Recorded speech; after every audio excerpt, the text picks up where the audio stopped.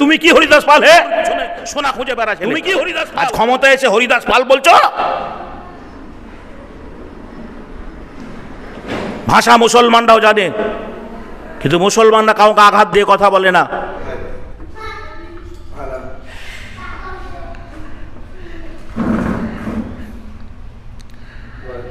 এর আগে মমতার জামানায় যে প্রকল্পগুলো ছিল, সেই প্রকল্পগুলো করতে গিয়ে সাধারণ মানুষের এত হয়রানি হয়নি। উদাহরণ বলি, লক্ষ্মীর ভাণ্ডার বিগত সরকার পশ্চিমবাংলার মাটিতে দিয়েছে 500, 1000, 1500 করে, লাস্টে 1500 করে টাকা বাড়িয়েছিলেন। আমি গতকাল থেকে দেখছি সাগরদিঘিতে প্রথমে ওরা আগে করতো কি, দুয়ারে সরকার, সাধারণ মানুষের সমস্যার সমাধানের জন্য কখনো পঞ্চায়েতে, কখনো কোনো ক্লাবে, কখনো প্রাইমারি স্কুলে, কখনো ব্লকের সামনে ওরা আপনার দুয়ারে সরকার করেছে। এই নতুন সরকার আসার পরে এখন দুয়ারে শিবির, একই জিনিস, দুয়ারে শিবির। তো ওরা যে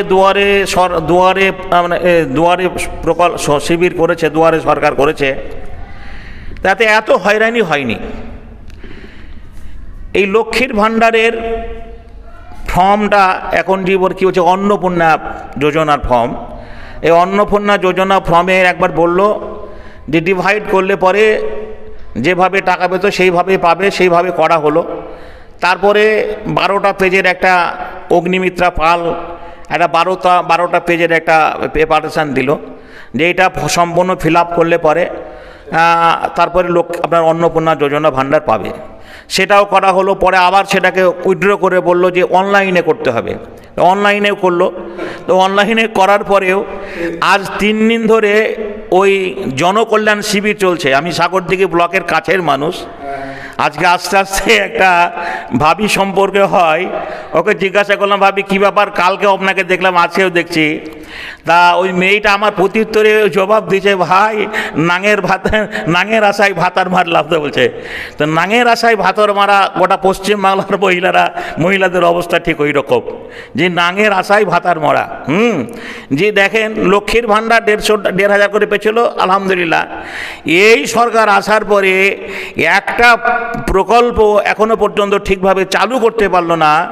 এই দুয়ারে শিবির করতে গিয়ে এই অন্নপূর্ণা যোজনার গোটা বাংলার মানুষ কি জ্যৈষ্ঠ মাসের গরম বুঝতে পারছেন, ব্যবসা গরম আর ফাঁকা খোলা গাছের জায়গায়, মানে কি বলবো, এত নাজেহাল। যারা সেই জায়গায় ফর্ম ফিল আপ করতে গেছে তারা জানে, তারা বুঝে। কেউ বলছে আমার ভাতা হয়নি, কেউ বলছে আমার ভাতা বন্ধ হয়ে গেছে, কেউ অমুক তমুক, বিভিন্ন জন্য মানুষ অভিযোগ নিয়ে গেছে। তো এর আগের সরকার করেছে, কোনো অসুবিধা হয়নি, একেবারে নিয়ম শৃঙ্খলাভাবে ধারাবাহিকভাবে সুষ্ঠু পরিবেশে কাজগুলো হয়েছে, কোনো সমস্যার সমাধান হয়নি। যেটা বলেছে একজনই বলেছে। আর অগ্নিমিত্রা পাল একটা বলছে, সরকার আমাদের মুখ্যমন্ত্রী, মাননীয় মুখ্যমন্ত্রী, উনি একটা বলছেন, আরেকজন আরেকটা ডিসিশন দিচ্ছেন, নিয়ে একজন এক রকমের মত। মানে একটা কাজ করতে গিয়ে যদি দ্বিমত হয়ে যায়, চতুর্থ মত হয়ে যায়, তাহলে বলুন সেই প্রকল্পের মানুষ ঠিকভাবে মানে টাকা পাবে না মানুষ পেরেশান হয়ে যাবে, হয়রানির শেষ নেই। আমি সরকারের কাছে করজোর আবেদন রাখব যে বিগত দিনের সরকার হয়তো তাদের মধ্যে চুরি তো ছিল, আপনার চুরি চামারি তো ছিলই। আপনারা এসেছেন জনগণের কাজ করব বলে, আপনাদের যেন সেই হয়রানি মানুষ না হয়। যারা প্রকৃত গরিব, প্রকৃত মানে ভূমিহীন মানুষ, যাদের বাড়িঘর নেই, উপযুক্ত ব্যক্তিকে যাচাই বাছাই করে তারা যেন নির্ধারিত আবাস যোজনা ঘর পায়।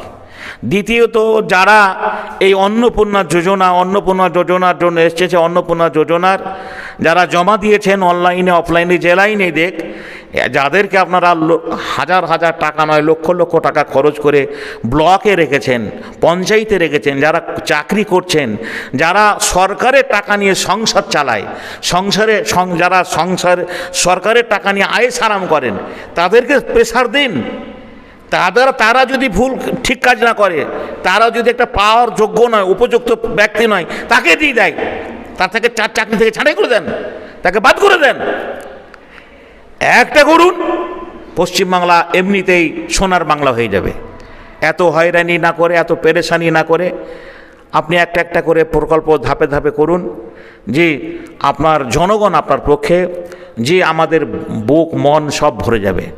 আর মানুষ যদি হয়রানি হয়, অভিশাপ বলে একটা জিনিস আছে, অভিশাপ আর আশীর্বাদ বলে একটা জিনিস আছে।